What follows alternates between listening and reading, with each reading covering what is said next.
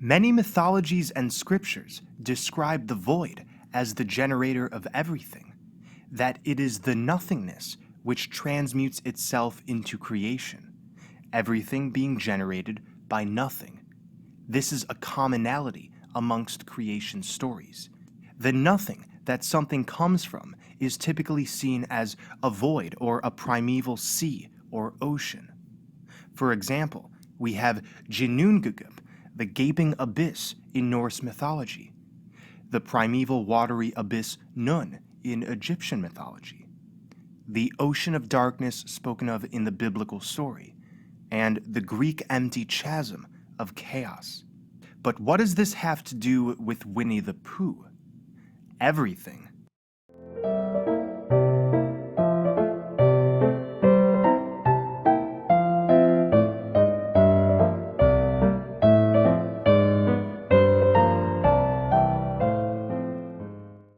Hello, dear living soul. You're existing in a timeline which is representing to you all the different manifestations that dualism offers. That's all this is. You've chosen to split away from a heart-based reality temporarily in order to explore limitation and what happens when wholeness is split into light and dark. Why have you chosen to do this? To stare in the face what manifestations you don't wish to carry, so you can go back to freedom. The recent movie Christopher Robin contains an immense amount of wisdom regarding this situation, and in fact gives us the instructions on how to exit this state of limitation.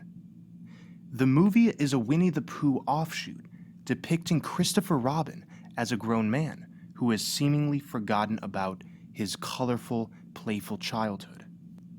As a boy, Christopher Robin spent much of his time in 100-Acre Woods with his talking stuffed animal friends Pooh, Tigger, Eeyore, Piglet, Rabbit, Kanga, and Owl. They would go on adventures, sing songs, play, and protect themselves from the imaginary Heffalump. But one day, the fun is halted when Christopher is sent to boarding school. He grows up and ends up living a standard life in Edwardian London, where he has become a workaholic, forgetting the joyful, playful ways of his childhood. Because of this, the main conflict in the film is Christopher Robin's unavailability to his family. His wife and daughter never have any leisure time with him, and because of this, the entire family suffers. One day, Winnie the Pooh wakes up to find that his friends Piglet, Eeyore, Tigger, and the rest of them are missing. His inherent trust in creation leads Pooh to the now older Christopher Robin. What to do, what to do, what to do. What to do indeed. Pooh? Christopher Robin. No. No. This can't be happening. Stress. It's not stress. It's Pooh. And now, I'm here. One of the most profound phrases throughout the film is, Doing nothing often leads to the very best of something. doing nothing often leads to the very best something. Just like how the void of emptiness is the origin point. When we are entangled in a specific emotion, creation, or expectation of reality, we cut ourselves off from new modes of experiences. This is known as attachment. When we cling to any aspect of reality, we disallow new realities to manifest for ourselves. This is why Winnie the Pooh says, I always get to where I'm going by walking away from where I've been. I always get to where I'm going by walking away from where I've been. How simple but powerful.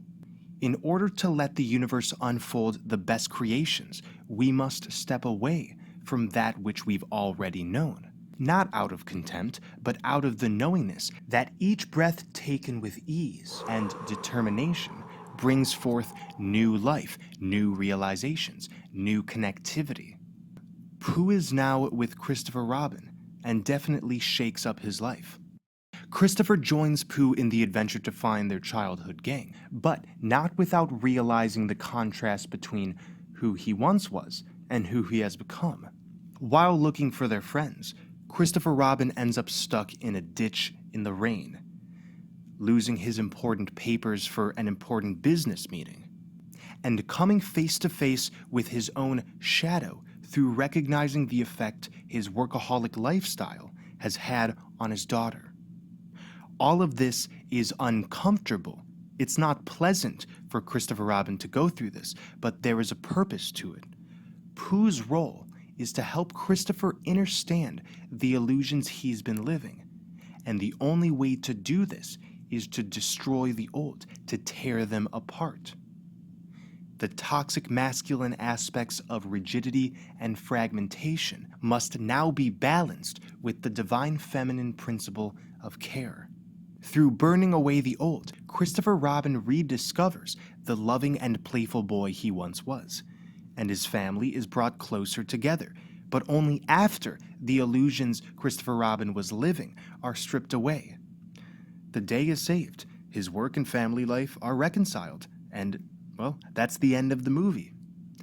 My rule is approach life with ease or be victimized by it. This is similar to Pooh's wisdom. It is the simple knowingness that if we choose to inhabit creation with the perspective that it's separate from us, that everything is difficult or an inherent struggle, then we are consenting to be the receivers of creation rather than the generators. In essence, we consent to be life's bitch. Winnie the Pooh is the perfect example of somebody who maintains an open-hearted perspective.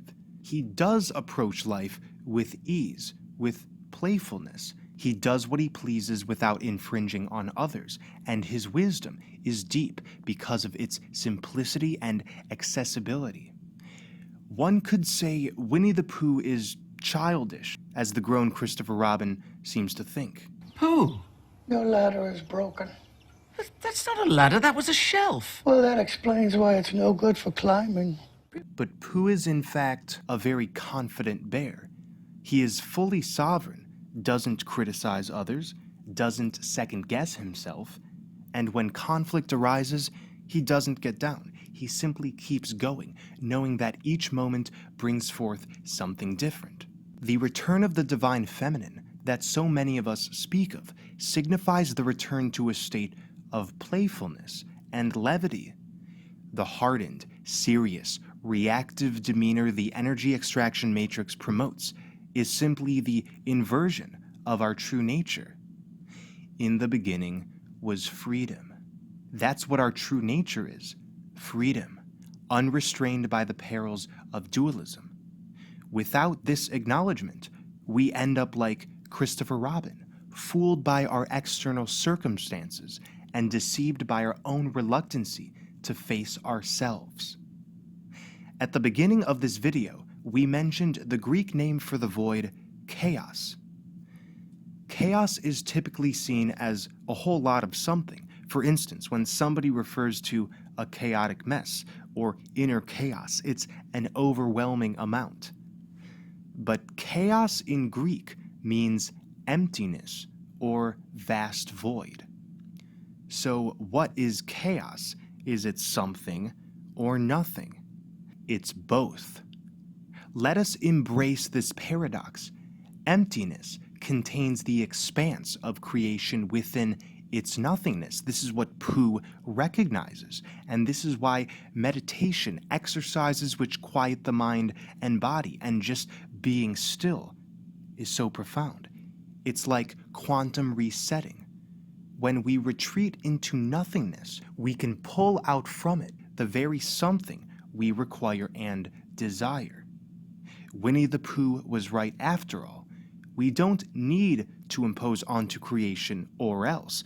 No, we can simply be, and through being, the chaos can flow through us, filtering into existence like a breath, something that just happens. This is why Pooh says, sometimes when I'm going somewhere, I wait, and then somewhere comes to me. The story of Christopher Robin is the story of us all. The living souls, like Christopher Robin and his animal friends, were once existing in a paradisal state, in the same sacred shared space. I like to call this place Hyperborea. It's the singularity point, which could be externally pinpointed as the North Pole. This is where all timelines merge back into after they've ran their course. Interestingly, there's a scene in the movie where Pooh and Christopher aim to follow a compass north in order to locate their friends. If you're new to this channel, I recommend you go through my past videos on the North Pole, heart energy, and the Aurora Borealis. Let us learn from Christopher Robin. Just like him, we forgot how to play, how to approach life with ease and passion and spontaneity and joy. Therefore, our environment has projected the very shadows we chose to experiment with. Nothing here is real. It's simply a representation of this choice we made. So, when you look around now, you are able to see exactly what happens when consciousness breathes itself into limitation and thus torment. My video, You Are the AI Dreamer, further dives into this concept. Even in the original cartoon, Winnie the Pooh is a wellspring of wisdom.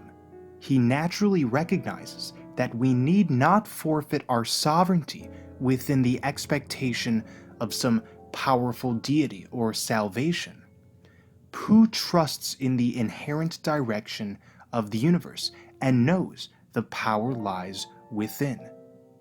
Pooh doesn't hold himself to a high and mighty idea of perfection because he simply is himself. His demeanor and attitude signifies that courage, joy, beauty, and fun are not end points or something that can be obtained by following a specific path. Rather, they're part of an ongoing cycle that begins in the now, in the present moment. A common attitude in the energy extraction matrix is one of expectation, that one performs actions to get somewhere or achieve a specific goal. But then what? Even in the realm of spirituality, it can be perceived that enlightenment requires protocol, that the journey is about fulfilling specific tasks. Winnie the Pooh naturally rejects this idea. Each moment is a blank slate, and the meaning of it all is nothing. Creation has no ultimate destination or goal. It is what it is. So why not bask in it like Pooh does? In the movie Christopher Robin, Pooh loses his friends and wanders alone. But he doesn't curse the universe. He simply uses his intuition to find Christopher Robin, and eventually the whole gang is back together. Thank you so much for watching. Take care, everyone.